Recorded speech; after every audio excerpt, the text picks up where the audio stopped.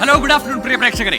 ചൂടേറിയ ഒരു വാർത്താ പകൽ വെയിലാറുമ്പോൾ പൊള്ളുന്ന വിഷയങ്ങളും ചർച്ചയാകുന്ന വാർത്തകളും ഏറെയുണ്ട്. 24-ലൂടെ ആദ്യം അറിഞ്ഞ വാർത്തകളിൽ ചിലത് ആഴത്തിലുള്ള വിശകലനവും ഇടപെടലും ആവശ്യപ്പെടുന്നതാണ്. ഇന്നത്തെ പകലിനെ സജീവമാക്കിയ പ്രധാനപ്പെട്ട എണ്ണം പറഞ്ഞ വാർത്തകളിലെ വിശദമായ അന്വേഷണമാണ് ഇനിയുള്ള ഒരു മണിക്കൂർ. News on top priority 1, 2, 3. 1, 2, 3 ന്യൂസിലേക്ക് പ്രിയ പ്രേക്ഷകർക്ക് സ്വാഗതം.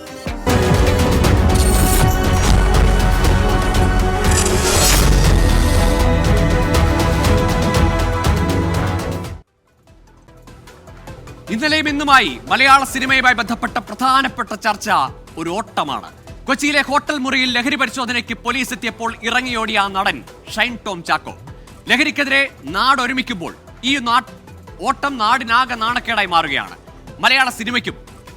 പോലീസ് എത്തിയപ്പോൾ എന്തിനാണ് ഓടിയതെന്ന് ഷൈൻ ടോം ചാക്കോയ്ക്ക് വിശദീകരിക്കേണ്ടി വരും. നടി വിൻസിയുടെ പരാതിയിൽ സിനിമാ സംഘടനകളിൽ നിന്ന് ഷൈൻ ടോം ചാക്കോയ്ക്ക് നടപടി നേരിടേണ്ടി വരുമോ എന്നതും ഈ ദിവസങ്ങളിൽ അറിയാം.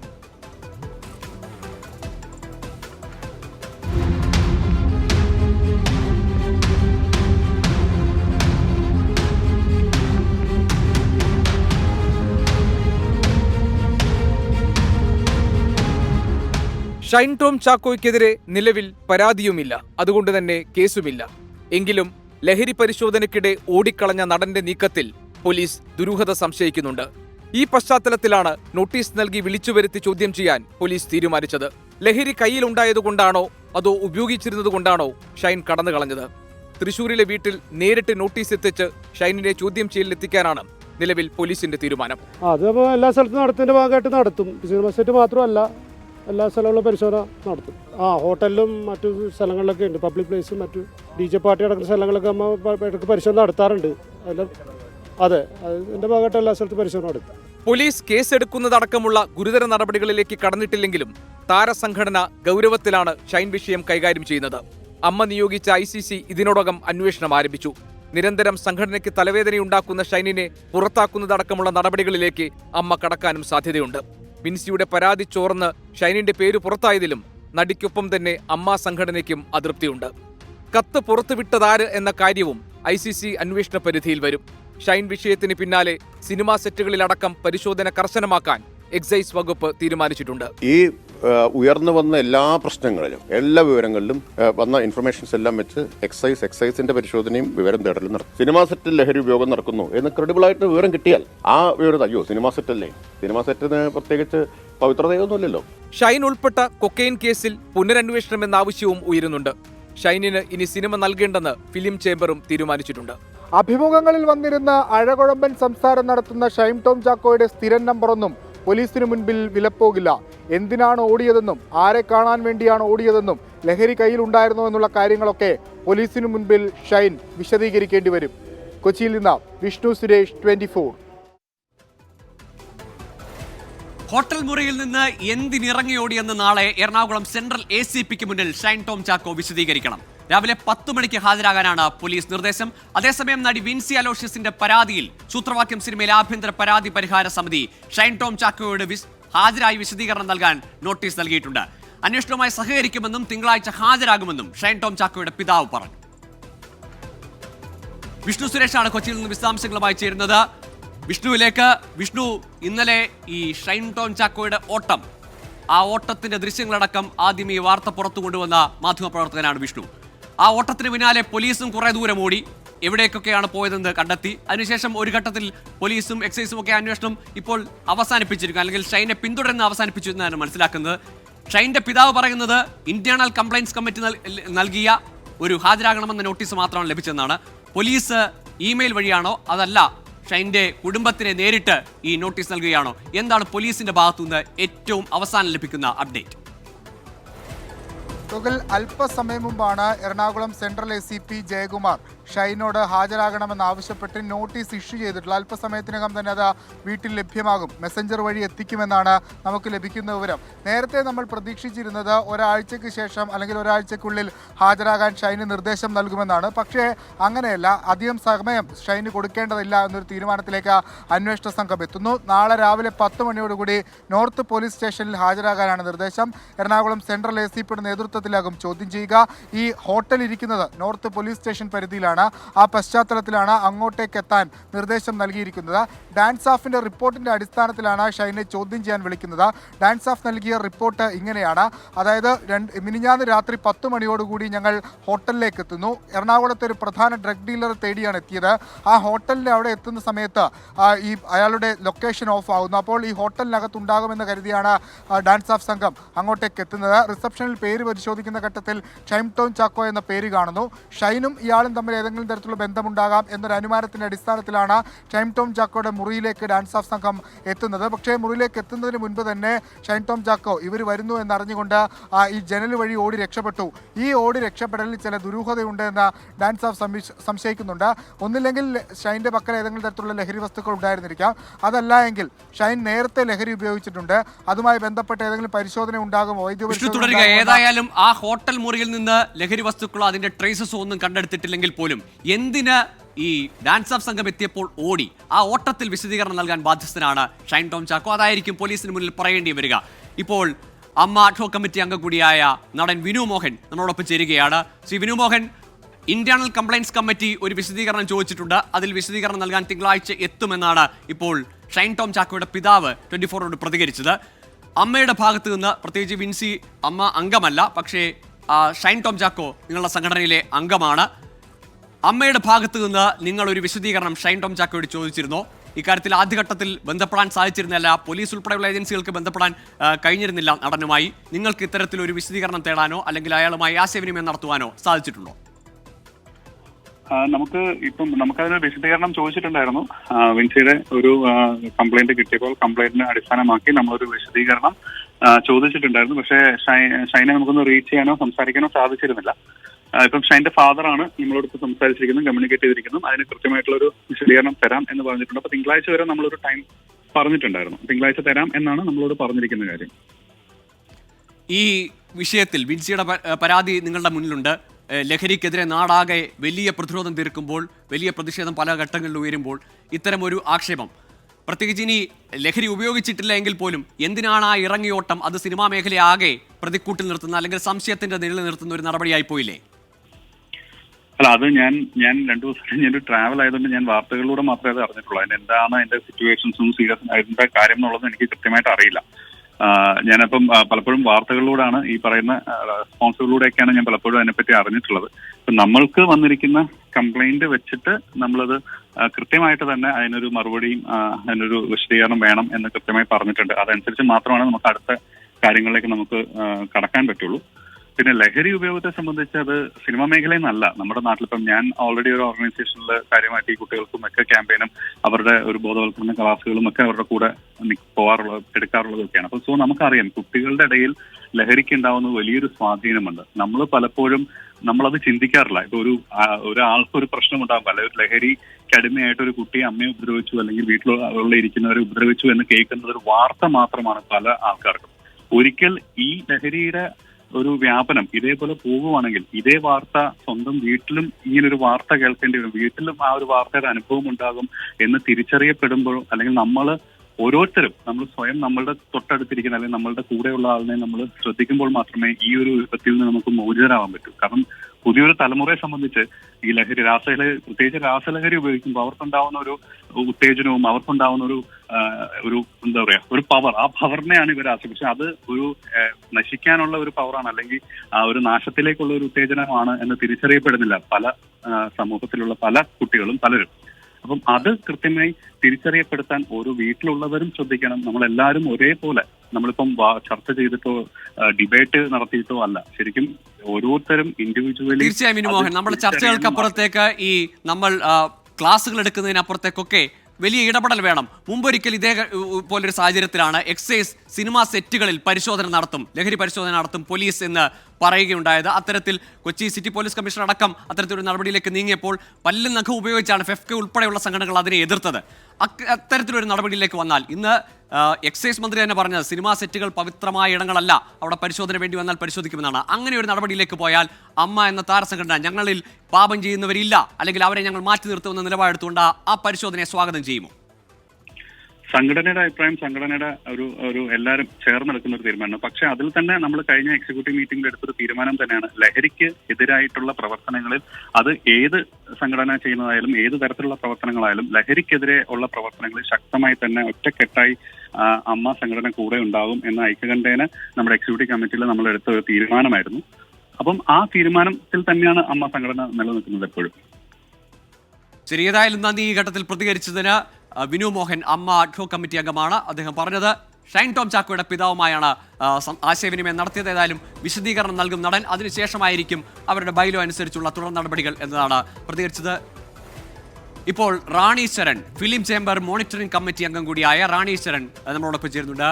റാണി ശരൺ, ഈ പരാതി ഞാൻ മനസ്സിലാക്കുന്നതനുസരിച്ചാണെങ്കിൽ നടി വിൻസി അലോഷ്യസ് നിങ്ങളോടാണ് ഫിലിം ചേംബറിന്റെ ഒരു പ്രതിനിധി എന്ന നിലയിൽ, മോണിറ്ററിംഗ് കമ്മിറ്റി അംഗം എന്ന നിലയിൽ ആദ്യമായി ഈ പരാതി ഇന്റേണൽ കംപ്ലയിൻസ് കമ്മിറ്റിക്ക് അപ്പുറത്തേക്ക് ഉന്നയിച്ചത് റാണിയുടെ അടുത്താണ്. ആ പരാതിയിൽ ചേംബറിന്റെ മോണിറ്ററിംഗ് കമ്മിറ്റി, ഒരുപക്ഷെ ICCക്ക് മേലെയുള്ള ഒരു കമ്മിറ്റി, അവിടെയുള്ള പരാതികൾ ഉണ്ടെങ്കിൽ തീർപ്പാക്കാത്ത പരാതികൾ പരിഗണിക്കേണ്ട ഇടമാണ് മോണിറ്ററിംഗ് കമ്മിറ്റി. അവിടേക്ക് വന്നപ്പോൾ നിങ്ങൾ സ്വീകരിച്ച നടപടി എന്താണ്? ഞങ്ങൾ അതിന്റെ IC അംഗങ്ങളുമായിട്ട് സംസാരിക്കുകയും അവർ ചെയ്യേണ്ടുന്ന കുറച്ച് കാര്യങ്ങളുണ്ട് നമ്മളുടെ മീറ്റിങ്ങിന് മുമ്പായിട്ട്. ആ കാര്യങ്ങൾ അവരെ അവെയർ ആക്കുകയും അവരതിന്റെ പ്രൊസീഡിങ്സ് ആയിട്ട് മുന്നോട്ട് പോകുന്നുണ്ട്. ഇനിയിപ്പം ഉടനെ തന്നെ 21-ാം തീയതി ഞങ്ങൾ എല്ലാവരും കൂടെ ഒരു മീറ്റിംഗ് കൂടുന്നുണ്ട്. ഈ മോണിറ്ററിംഗ് കമ്മിറ്റി എന്ന് പറയുമ്പോൾ അത് ഒരുപാട് പേർക്ക് അത് അറിയില്ല എന്ന് തോന്നുന്നു. എല്ലാ സംഘടനകളിലെയും അംഗങ്ങൾ ഉൾക്കൊള്ളുന്നതാണ് ഈ മോണിറ്ററിംഗ് കമ്മിറ്റി. അത് ഫിലിം ചേംബറിന്റെ അണ്ടറിലായിരിക്കുന്നത് എന്തുകൊണ്ടാന്ന് വെച്ചാൽ ഹൈക്കോർട്ട് ഓർഡർ പ്രകാരം പിന്നെ വനിതാ കമ്മീഷനും കൂടി പറഞ്ഞതിന്റെ പുറത്താണ് ഫിലിം ചേംബർ എന്നുള്ള ഒരു എപെക്സ് ബോഡിയാക്കി വെച്ചുകൊണ്ട് ബാക്കി എല്ലാ അഫിലിയേറ്റ് സംഘടനകളും ഒരുമിച്ച് എല്ലാവരും അംഗങ്ങളായിക്കൊണ്ടാണ്. അപ്പോൾ തീർച്ചയായിട്ടും 21-ാം തീയതിയിലെ മീറ്റിംഗിൽ എല്ലാ സിനിമാ സംഘടനകളും അതിന്റെ ഭാഗമായിരിക്കും വന്ന് പങ്കെടുക്കണമെന്ന് തന്നെയാണ്. അപ്പോൾ അവിടെ ഞങ്ങൾ കൂട്ടായ ചർച്ചയിലൂടെ ആയിരിക്കും വരും തീരുമാനങ്ങളെല്ലാം എടുക്കുന്നുണ്ടാവുക. ഒരു കാര്യം കൂടി, 2022 ഹൈക്കോടതി വിധിയെ തുടർന്നാണല്ലോ ഈ സിനിമാ സെറ്റുകളിൽ ഇന്റേണൽ കംപ്ലയിൻസ് കമ്മിറ്റി ICC രൂപീകരിക്കുന്നത്. ആ ICCയുടെ ഘടന ഞാൻ മനസ്സിലാക്കുന്നത് വെച്ചാണെങ്കിൽ അതിൽ സെറ്റിലെ ഏറ്റവും മുതിർന്ന വനിതാ താരം അല്ലെങ്കിൽ നടിയായിരിക്കണം ആ കമ്മിറ്റിയിൽ ഉണ്ടാവേണ്ടത്. ഒപ്പം അഭിഭാഷക അല്ലെങ്കിൽ പൊതുപ്രവർത്തക ആ കമ്മിറ്റിയിൽ അംഗമായിരിക്കണം. പിന്നെ സെറ്റിൽ നിന്നുള്ള പുരുഷ അംഗങ്ങളും. അപ്പോഴും ഭൂരിപക്ഷം അതിൽ വനിതകളായിരിക്കണമെന്നാണ് അതിന്റെ സ്ട്രക്ചർ എന്നാണ് ഞാൻ മനസ്സിലാക്കുന്നത്.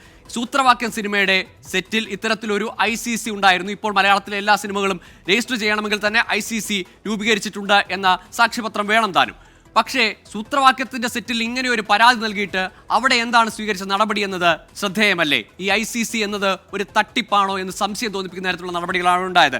സംവിധായകൻ ഈ നടിയോട്, വിൻസി അലോഷ്യസിനോട് മാപ്പ് പറയുന്നു, നടനോട് മാന്യമായി പെരുമാറണമെന്ന് ഉപദേശിക്കുന്നു. ഇതായിരുന്നു പ്രത്യേകിച്ച് ലൈംഗിക ചുവയോടുകൂടി സംസാരിച്ചു എന്നടക്കം പൊതുമധ്യത്തിൽ വന്ന് നടി പറഞ്ഞ ലഹരി ഉപയോഗം പരസ്യമായി നടന്നു എന്ന് നടി വെളിപ്പെടുത്തിയ ഒരു സാഹചര്യത്തിൽ ഇതായിരുന്നു അവിടുത്തെ ഇന്റേണൽ കംപ്ലയിന്റ് കമ്മിറ്റി ചെയ്യേണ്ടിയിരുന്നത്. അതിൽ വരുന്നൊരു പ്രശ്നം എന്ന് പറഞ്ഞു കഴിഞ്ഞാൽ ഇന്നും നമ്മുടെ പല സംഘടനകൾക്ക് തന്നെയും പറയേണ്ടി വരുന്നതിൽ വിഷമമുണ്ട്. പല സംഘടനകൾക്കും അതുപോലെ സിനിമയായി ബന്ധപ്പെട്ട് പ്രവർത്തിക്കുന്നവർക്കും ഇത്തരം കാര്യങ്ങളിലുള്ള അവബോധം കുറവാണ്. ചില സംഘടനകളൊക്കെ ചില സിനിമകളൊക്കെ നമുക്ക് ICയുടെ ഇത് തരുമ്പോൾ ഇനീഷ്യലി തന്നെ രജിസ്റ്റർ ചെയ്യുമ്പോൾ തന്നെ പ്രൊഡ്യൂസേഴ്സിൽ തരണമല്ലോ. ഞാൻ പ്രൊഡ്യൂസേഴ്സിന്റെ ഭാഗമായിട്ടാണ് ഇതിൽ മോണിറ്ററിംഗ് കമ്മിറ്റിയിലുള്ളത്. അപ്പോൾ അവിടെ വരുന്ന ചിലതിൽ ചിലപ്പോൾ 4 ആണുങ്ങളായിരിക്കും. ഈ പറയുന്ന മാനദണ്ഡങ്ങളൊന്നും ഉണ്ടാവില്ല. ചിലപ്പോൾ എക്സ്റ്റേണൽ മെമ്പറെ ആയിരിക്കും ഇവർ പ്രിസൈഡിങ് ഓഫീസറായിട്ട് വെച്ചിട്ടുണ്ടാവും. അത് മനഃപൂർവ്വം ചെയ്യുന്നതല്ല. അവർക്ക് എന്തൊക്കെയോ ചെയ്യണം എന്നറിയാം, എന്ത് ചെയ്യണമെന്ന് അറിയില്ല. പക്ഷേ ഇത് ഗവൺമെന്റ് കൃത്യമായിട്ട് പറയുന്നുണ്ട്, ഇതിന് വർക്ക്ഷോപ്സ് വെക്കുന്നുണ്ട്, അതിൽ പങ്കെടുക്കണം എന്നുള്ള കാര്യം. അന്നും നമ്മൾ ഇനീഷ്യലി ഒരു വർക്ക്ഷോപ്പ് നടത്തിയപ്പോൾ വേണ്ടത്ര ആളുകളുടെ പങ്കാളിത്തം, എന്നാൽ അത്യാവശ്യം ആളുകൾ പങ്കെടുത്തു, എന്നാൽ പോലും കൂടുതൽ ആളുകളിലേക്ക് കാര്യം എത്തിയിട്ടില്ല. ഇപ്പൊ ഈ പറയുന്ന നമ്മളിപ്പോ പറയുന്ന ഈ സിനിമയുടെ കാര്യമാണെങ്കിൽ പോലും അവിടെ IC ഉണ്ടാക്കണം എന്നറിയാം. അവർ ഈ മാനദണ്ഡങ്ങളൊക്കെ പാലിച്ച് തന്നെയാണ് IC ഉണ്ടാക്കിയത്. പക്ഷെ എന്തുകൊണ്ട് കംപ്ലൈന്റ് ആയി വന്നില്ല എന്ന് ചോദിച്ചാൽ അന്നും ഇവരത് ഇന്റേണലി തീർന്നു പോകുമല്ലോ. വാക്കാൽ പറഞ്ഞു തീരുന്ന കാര്യങ്ങളേ ഉള്ളൂ. കാരണം ഇത് വിൻസി ആയാലും സംസാരിക്കുമ്പോൾ ആവർത്തിച്ച് പറയുന്ന ഒരു കാര്യം ഉണ്ടായിരുന്നു, എനിക്കിത് അദ്ദേഹത്തിന്റെ പേര് മോശമാക്കണമെന്നോ അദ്ദേഹത്തിന് ജോലി ഇല്ലാതാക്കണമെന്നോ ഈ സിനിമ ഒരു തരത്തിലും ബാധിക്കണമെന്നോ ആഗ്രഹമില്ല. പ്രത്യേകിച്ച് അവൾ എടുത്തു പറഞ്ഞ കാര്യമാണ്, സിനിമ ബാധിക്കാൻ പാടില്ല. കാരണം ആ സിനിമ മൊത്തം ബാക്കിയുള്ള എല്ലാവരും ഒരു നല്ല ടീമായിട്ടാണ് വർക്ക് ചെയ്തത്, എന്റെ സങ്കടങ്ങളെ അവർ അഡ്രസ്സ് ചെയ്തത് എന്നാണ് പറഞ്ഞത്. അപ്പൊ അവർ ഇത് അങ്ങനെ തീർന്നു പോകുന്ന ഒരു കാര്യം എന്ന രീതിയിൽ ഇതിന്റെ ഗൗരവം എന്താണെന്ന് അന്ന് അവർക്കും അത്രയ്ക്ക് മനസ്സിലായില്ല എന്ന് വേണം മനസ്സിലാക്കാൻ. ഇപ്പൊ ഈ ഒരു ഗൗരവത്തിലേക്ക് വന്ന് നമ്മൾ മോണിറ്ററിംഗ് കമ്മിറ്റി അവരോട് വിളിച്ച് സംസാരിക്കുകയൊക്കെ ചെയ്യുമ്പോൾ അവർ തീർച്ചയായിട്ടും അവർ പിന്നീട് ചെയ്യാവുന്ന നടപടികളും ഉണ്ട്. സിനിമ തീർന്ന് ഇത്ര കാലം കൂടി ആ സിനിമയുടെ മുഴുവൻ വർക്ക് തീരുന്നത് വരെ IC വാലിഡ് ആണ് അവരുടെ. അപ്പൊ അത് വെച്ചുകൊണ്ട് അവർ അതിന്റെ കാര്യങ്ങൾ ഇപ്പം മുന്നോട്ട് കൊണ്ടുപോകുന്നുണ്ട്. തുടർ ദിവസങ്ങളിൽ അവരുടെ കാര്യങ്ങളും അതിന്റെ അപ്ഡേഷൻസും നമുക്ക് വരും. അത് വെച്ചുകൊണ്ടും കൂടി ആയിരിക്കും മോണിറ്ററിംഗ് കമ്മിറ്റിയുടെ മീറ്റിംഗ് ചേരുന്നതും ബാക്കി തീരുമാനങ്ങൾ വരുന്നതും. നന്ദി റാണി ശരൺ. ഏതായാലും ഫിലിം ചേംബറിന്റെ മോണിറ്ററിംഗ് കമ്മിറ്റി അംഗം കൂടിയായ റാണി ശരണാണ് പ്രതികരിച്ചത്. സിനിമയിൽ ഇപ്പോഴും ഈ ഇന്റേണൽ കമ്മിറ്റി രൂപീകരിക്കുന്നതിനെ സംബന്ധിച്ച് പോലും അജ്ഞതയുള്ളവരാണ്. അതിന്റെ പ്രവർത്തനം എങ്ങനെ നടത്തണമെന്ന് 2022 ഹൈക്കോടതിയുടെ ഉത്തരവ് വന്നിട്ട് ഇതുവരെയും തിരിയാത്തവർ സിനിമയിലുണ്ട് എന്നതാണ് റാണി തന്നെ സാക്ഷ്യപ്പെടുത്തുന്നത്. ഇനിയെങ്കിലും ICCകൾ പേരിനാവാതെ കൃത്യമായ നടപടികൾ, അതും ഒത്തുതീർപ്പോ സമാധാനിപ്പിക്കലോ അല്ലാതെ നിയമപരമായ നടപടികളിലേക്ക് പോകാനുള്ള ആർജവം അത് നാളെ വരുന്ന കടന്നു വരാനിരിക്കുന്ന നടിമാർക്ക് അല്ലെങ്കിൽ നടന്മാർക്ക് ടെക്നീഷ്യൻസിനൊക്കെ ആത്മവിശ്വാസം നൽകുന്ന തരത്തിലുള്ള നടപടി ഫിലിം ചേംബറിന്റെ ഭാഗത്തു നിന്ന് മോണിറ്ററിംഗ് കമ്മിറ്റിയുടെ ഭാഗത്തു നിന്നുണ്ടാകുമെന്ന് പ്രതീക്ഷിക്കാം. ഇപ്പോൾ സംവിധായകൻ ബൈജു കൊട്ടാരക്കര കൂടി ചേരുകയാണ് നമ്മളോടൊപ്പം തത്സമയം.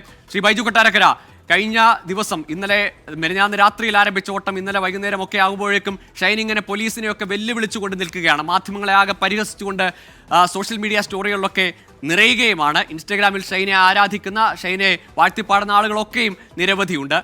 ഏതായാലും ഇപ്പോഴത്തെ പോലീസ് നടപടി, വിളിച്ചു വരുത്തുന്ന പോലീസ് നടപടി, എക്സൈസിന്റെ നടപടിയൊക്കെ ഷൈന് തലവേദനയാകുമോ? താങ്കൾ എന്താണ് കരുതുന്നത്? ഗോകുലെ, ഇതിനകത്ത് എനിക്ക് മുമ്പ് ഇപ്പൊ സംസാരിച്ച റാണിച്ചേട്ടൻ പറഞ്ഞ കാര്യങ്ങൾ, ചില കാര്യങ്ങൾ പറയട്ടെ. ഈ ICC എന്ന് പറയുന്നത് ശുദ്ധ തട്ടിപ്പ് തന്നെയാണ്. മലയാള സിനിമയിൽ ഈ ICC ഉണ്ടാക്കണമെന്ന് ഹൈക്കോടതി പറഞ്ഞതിന് അന്നും അതിന്റെ പിറ്റേ ദിവസങ്ങളിലും ഉണ്ടായ ചർച്ചകളിൽ പോലും ഞാൻ അന്ന് പറഞ്ഞു, ഇതൊരു വലിയ തട്ടിപ്പിലേക്കാണ് പോകുന്നത്, ഇത് ഒരു കാരണവശാലും സിനിമയിൽ വില പോവില്ല, നടപ്പാക്കാൻ കഴിയാത്ത ഒരു സംഗതിയാണെന്ന് പറഞ്ഞു. കാരണം ഒരു സിനിമ ചെയ്യുമ്പോൾ ആ സിനിമയിലെ നിർമ്മാതാവും സംവിധായകനും അതിലെ കൂടെയുള്ള ആളുകളും കൂടി തീരുമാനിക്കുന്നു, ഇന്ന ആളുകൾ വേണം ആ ലൊക്കേഷനിൽ, ഇന്ന ആളുകളായിരിക്കണം ഇതിന്റെ ICC.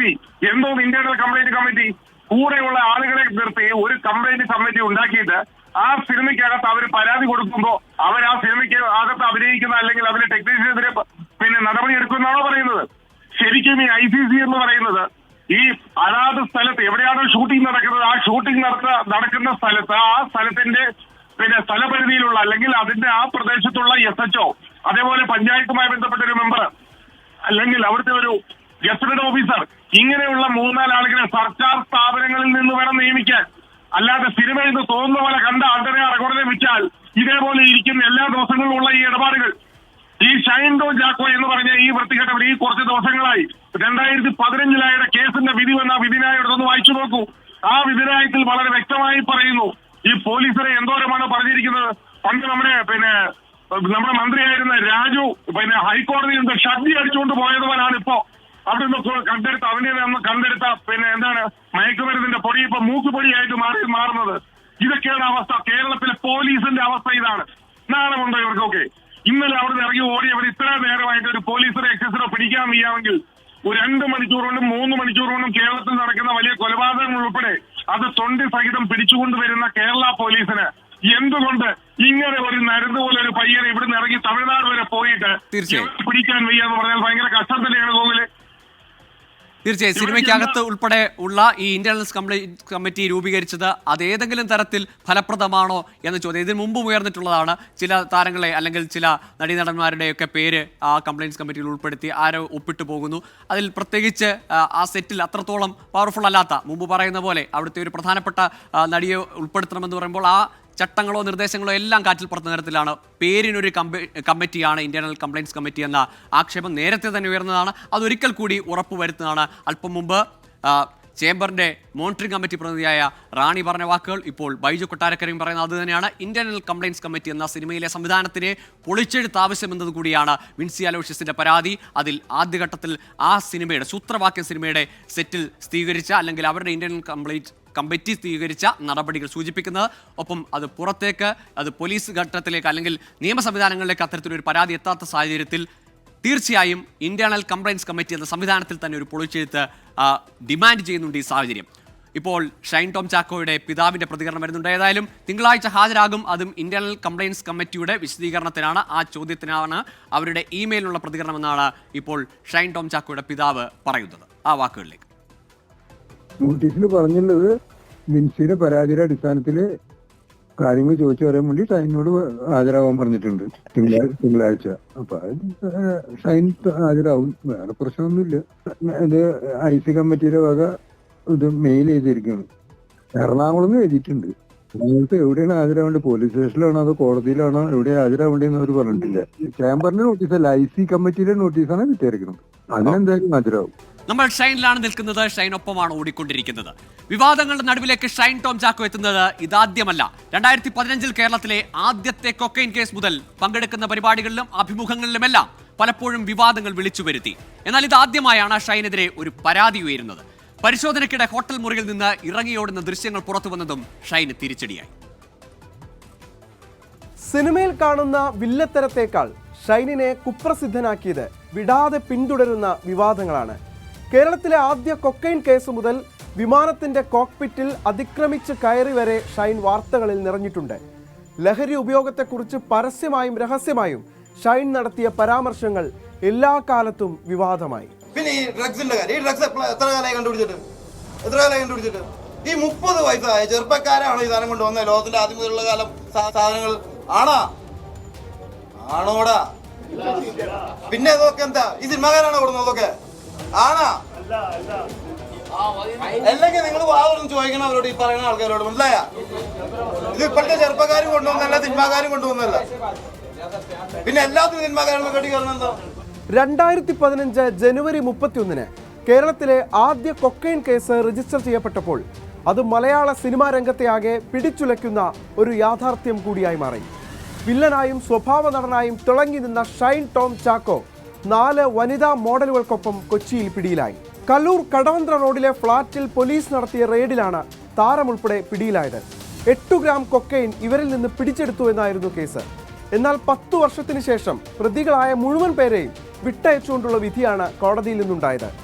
അന്വേഷണ ഉദ്യോഗസ്ഥരുടെ ഭാഗത്തു നിന്നുണ്ടായ വീഴ്ചയടക്കം എണ്ണിപ്പറഞ്ഞായിരുന്നു അന്നത്തെ വിധി പ്രസ്താവം. ഈ 60 ദിവസങ്ങളിൽ ഒരു ചിത്രം എനിക്ക് നഷ്ടപ്പെട്ടു, KL10 എന്ന് പറയുന്നത്. അതുപോലെ തന്നെ ചെയ്തുകൊണ്ടിരിക്കുന്ന വിശ്വാസം മുതൽ എന്ന ചിത്രം 60 ദിവസം ബ്ലോക്കായി. അതുവഴി പ്രൊഡ്യൂസേഴ്സിന് അവരുടെ ഭാഗത്തു നിന്ന് കുറേ ബുദ്ധിമുട്ടുകൾ ഉണ്ടായിട്ടുണ്ട്. അതിൽ വർക്ക് ചെയ്യുന്നവർക്കും അതിൻ്റെ ഡയറക്ടർക്കും.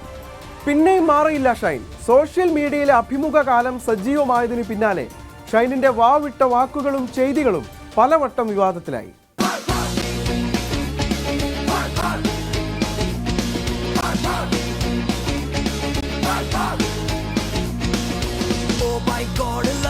അപ്പൊ നമ്മൾ അതിന് എന്റർടൈനും ആക്കും കൂടി വേണമല്ലോ. അത് വേണം, ആളുകൾ കാണണ്ടേ. കാണാൻ തുടങ്ങിയത് ഇങ്ങനത്തെ ഗോഷ്ഠികൾ കാണിക്കുമ്പോഴാണല്ലോ. ആ ഗോഷ്ഠികൾ അവസാനിപ്പിക്കണം എന്നുള്ളൊരു തോന്നൽ ഒരിക്കലും തോന്നിയിട്ടില്ല. ഗോഷ്ഠികൾ അവസാനിപ്പിക്കാൻ തോന്നാറുണ്ട്, ഗോഷ്ഠികൾ കാണിക്കാനും എനിക്ക് താല്പര്യമൊന്നുമില്ല. പക്ഷെ ചില സമയങ്ങളിൽ അതൊരു എന്റർടൈനിങ് അല്ലേ, ഇന്റർവ്യൂ അല്ലല്ലോ, ഒരു കോൺവെർസേഷൻ അല്ലേ. നമ്മൾ കൂട്ടുകാരായിട്ടിരുന്ന് സംസാരിക്കുന്ന അല്ലെങ്കിൽ അങ്ങനത്തെ സിറ്റുവേഷനുകളിൽ നമ്മൾ എന്തൊക്കെ കാണിക്കും. 2022 വിമാനത്തിന്റെ കോക്പിറ്റിൽ അനധികൃതമായി പ്രവേശിച്ച ഷൈൻ വീണ്ടും തലക്കെട്ടുകളിൽ നിറഞ്ഞു. അവർ നന്നായി വിമാനം പറത്തുന്നുണ്ടോ എന്ന് മനസ്സിലാക്കാൻ കോക്പിറ്റിൽ കയറിയെന്നാണ് ഷൈൻ പിന്നീട് മാധ്യമങ്ങളോട് പറഞ്ഞത്. തിയേറ്റർ റെസ്പോൺസ് എടുക്കാൻ വരുന്ന മാധ്യമപ്രവർത്തകർക്ക് മുന്നിലാണ് ഷൈനിന്റെ മറ്റൊരു ഷോ കാണാനാവുക. ഇതൊരു പതിവ് കാഴ്ചയായതുകൊണ്ട് പലരും പലതും ഗൗനിക്കാതെയായി. ലഹരി ഉപയോഗിക്കുന്ന കഥാപാത്രത്തെ അതിന്റെ പരിപൂർണതയിൽ അവതരിപ്പിക്കാനാണ് ലഹരി ഉപയോഗിക്കുന്നതെന്ന ഷൈനിന്റെ പ്രസ്താവന ഒരു പക്ഷേ മറ്റാരും ഇതുവരെ പറഞ്ഞിട്ടില്ലാത്തതും പറയാൻ ധൈര്യപ്പെട്ടിട്ടില്ലാത്തതുമാണ്. ഏതായാലും ഷൈൻ്റെ വിചിത്രവാദങ്ങളും അങ്ങനെ വേറിട്ട പ്രതികരണങ്ങളുമൊക്കെ നമ്മൾ ഒരുപാട് കണ്ടതാണ്. ഇപ്പോൾ ഈ ഷൈൻ്റെ പ്രതികരണങ്ങളൊക്കെ കണ്ടപ്പോൾ മാന്നാർ മത്തായി സ്പീക്കിങ്ങിലെ ഇന്നസെന്റിന്റെ ഒരു ഡയലോഗാണ് ഓർമ്മ വന്നത്. കർത്താവേ, നീ ഒരു കുരിശില്ല ചുമക്കുന്നുള്ളൂ, ഞാൻ 2 കുരിശാണ് ചുമക്കുന്നത്. അതുപോലെയാണ് ഷൈൻ്റെ കാര്യം. ഇപ്പോൾ വിൻസി അലോഷ്യസിന്റെ പരാതി, ഒപ്പം ഇന്റേണൽ കംപ്ലയിൻസ് കമ്മിറ്റിയുടെ നടപടികൾ, അതിനൊപ്പം തന്നെ 2015 കൊക്കൈൻ കേസിൽ കുറ്റമുക്തനാക്കിയതിനെതിരെ അപ്പീൽ നീക്കത്തിലേക്ക് പോകുന്നു പ്രോസിക്യൂഷൻ സർക്കാർ. കൊക്കൈൻ കേസിൽ ഷൈൻ ടോം ചാക്കോ അടക്കമുള്ളവരെ വെറുതെ വിട്ട കോടതി നടപടിയിൽ അപ്പീൽ നൽകാനൊരുങ്ങി പ്രോസിക്യൂഷൻ. ഹൈക്കോടതിയിലാണ് അപ്പീൽ നൽകുക. എസ് ശ്രീകാന്ത് ഉണ്ട് വിശദാംശങ്ങളുമായി. ശ്രീകാന്ത്, ഈ കേസിന് കുറ്റവിമുക്തരാക്കിക്കൊണ്ടുള്ള ഉത്തരവ് കഴിഞ്ഞ ദിവസം വന്നപ്പോൾ പ്രോസിക്യൂഷനെതിരെ എണ്ണം പറഞ്ഞ വിമർശനങ്ങൾ, അത് അടിമുടി വിമർശനങ്ങളായിരുന്നു. പോലീസിന്റെ പ്രാരംഭഘട്ടത്തിലെ തെളിവ് ശേഖരണത്തിലടക്കം ഉള്ള വീഴ്ചകൾ എണ്ണിപ്പറഞ്ഞുള്ള ഒരു കോടതി വിധിയാണ് വന്നത്. ഇനി ഏത് തരത്തിലാണ് ആ അന്വേഷണത്തിലെ വീഴ്ചകളെ മറികടന്നുകൊണ്ട് ഒരു അപ്പീൽ സാധ്യത അത് പ്രോസിക്യൂഷൻ കാണുന്നത്?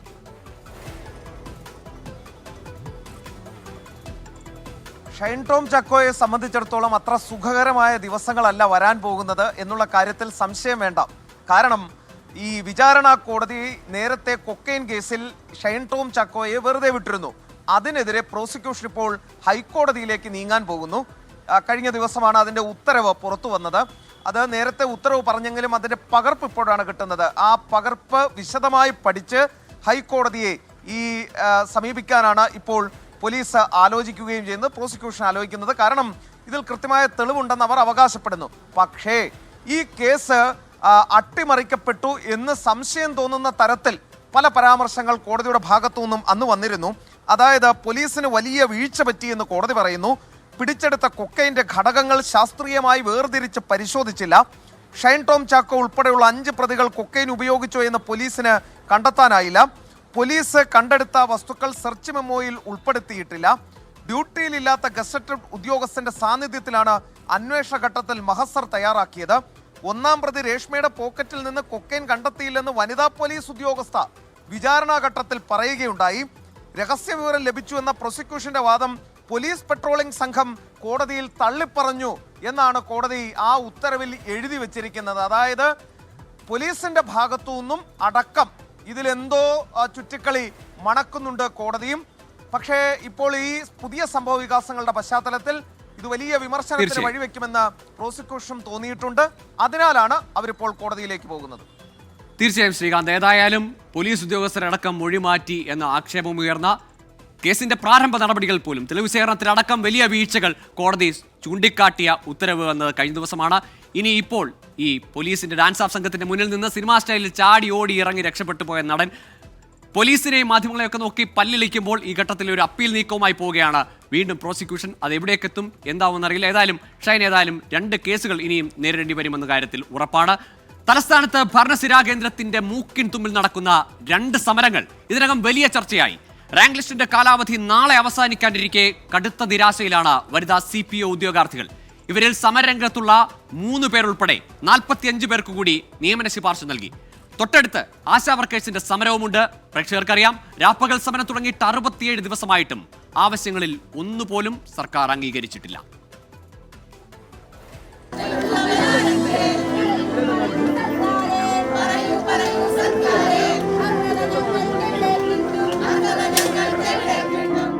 സെക്രട്ടേറിയറ്റിന് മുന്നിൽ സമരം ചെയ്യുന്ന 3 പേരുൾപ്പെടെ 45 പേർക്കാണ് അഡ്വൈസ് മെമ്മോ ലഭിച്ചത്.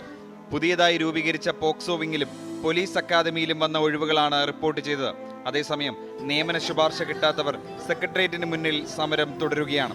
പ്രതീകാത്മക ബാലറ്റ് പെട്ടിയിൽ അർഹതപ്പെട്ടവർക്ക് വോട്ട് ചെയ്തും തൂക്കുകയറിന് മുന്നിൽ കോലം പ്രതിഷ്ഠിച്ചുമായിരുന്നു ഇന്നത്തെ പ്രതിഷേധം.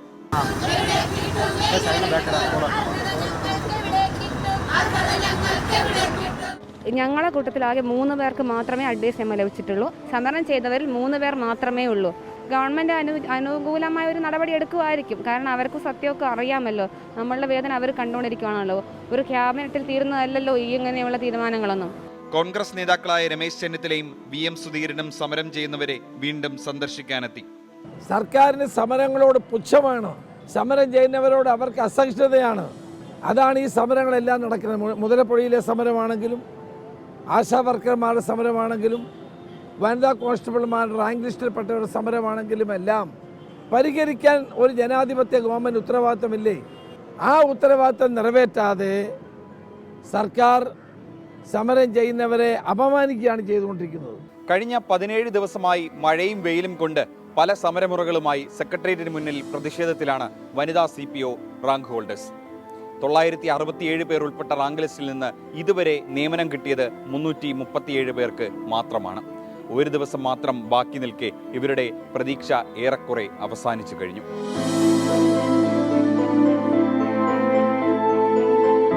രാപ്പകൽ സമരം 68 ദിവസം പിന്നിട്ടിട്ടും ആശമാരുടെ ഒരാവശ്യവും ഇതുവരെ നടപ്പിലായിട്ടില്ല.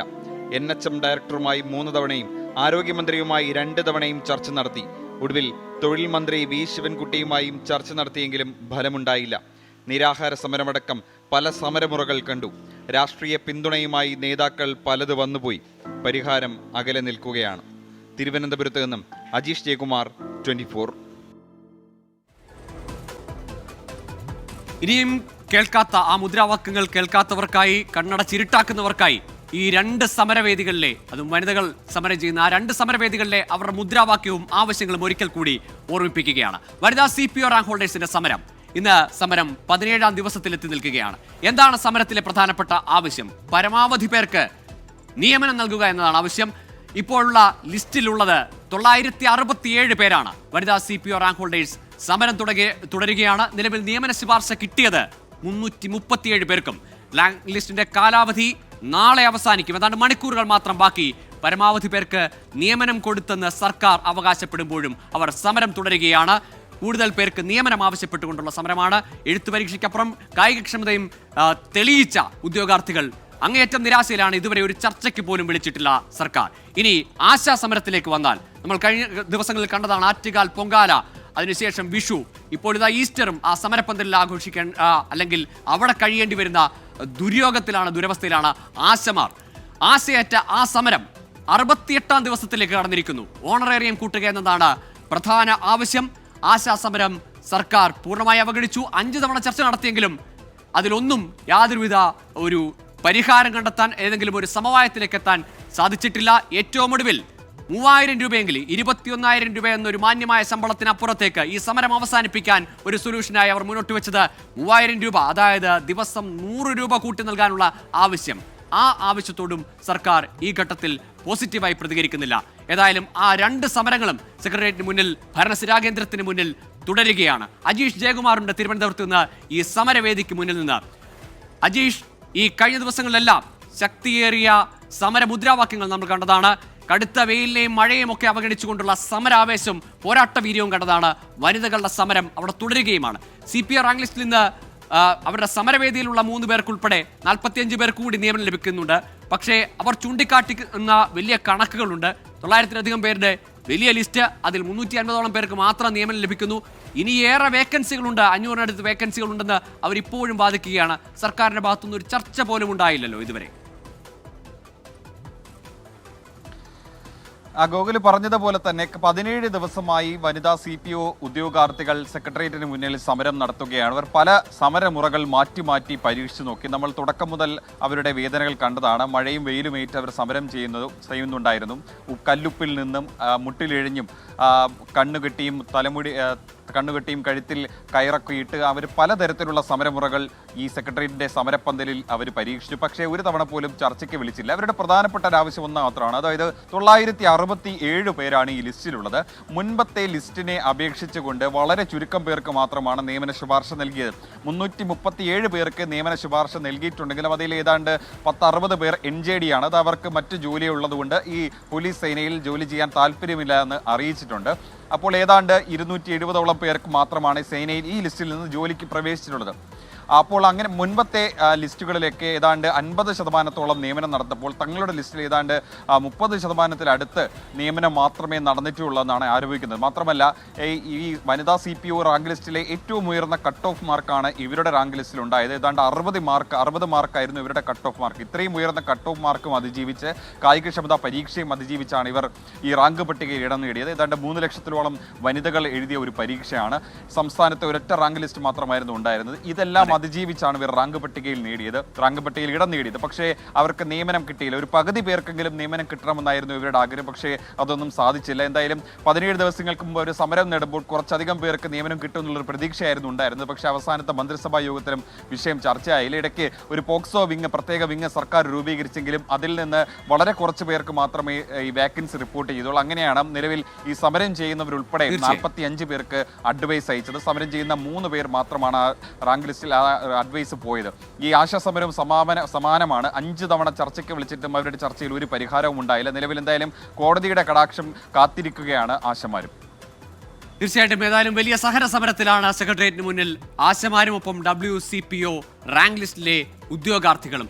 മുട്ടിലിഴഞ്ഞും ഉപ്പിൽ മുട്ടുകുത്തി നിന്നും ഏറ്റവും ഒടുവിൽ കോമാളി കണക്ക് വേഷം കിട്ടി സർക്കാർ കോമാളിയാക്കിയോ ഞങ്ങളെ എന്ന് ചോദിച്ചുകൊണ്ടൊക്കെയും അങ്ങനെ വലിയ പല തരത്തിലുള്ള സമരമുറകൾ സ്വീകരിച്ചു.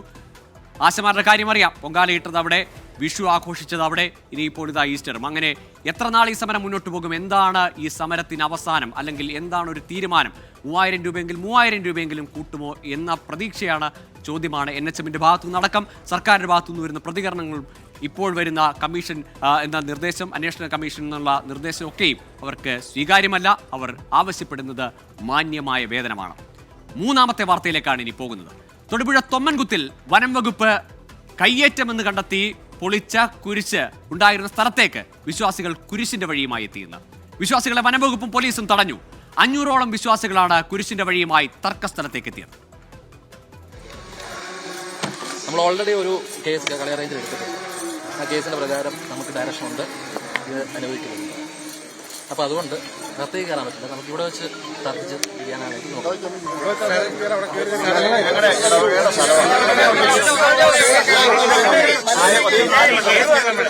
കുരിശിന്റെ വഴിയുടെ ഭാഗമായ സമാപന സ്ഥാനത്ത് 40-ാം വെള്ളി ദിവസം വിശ്വാസികൾ സ്ഥാപിച്ച കുരിശ് വനം വകുപ്പ് പൊളിച്ച സ്ഥലത്താണ് ഇന്ന് പ്രാർത്ഥന നടന്നത്. തൊമ്മൻകുത്ത് സെന്റ് തോമസ് പള്ളിയിൽ രാവിലെ നടന്ന ദുഃഖവിളി ചടങ്ങുകൾക്ക് ശേഷം വിശ്വാസികൾ കുരിശിന്റെ വഴിയുമായി ഇറങ്ങി. എന്നാൽ തൊടുപുഴ റിസർവ് ഫോറസ്റ്റിന്റെ ഭാഗമായ സ്ഥലത്ത് പ്രവേശിക്കാൻ അനുവദിക്കില്ല എന്ന് പറഞ്ഞ് വിശ്വാസികളെ വനം വകുപ്പും പോലീസും തടഞ്ഞു. വലയം ഭേദിച്ച് അകത്ത് കയറിയ വിശ്വാസികൾ കുരിശു പൊളിച്ച സ്ഥലത്ത് പ്രാർത്ഥനയും നടത്തി.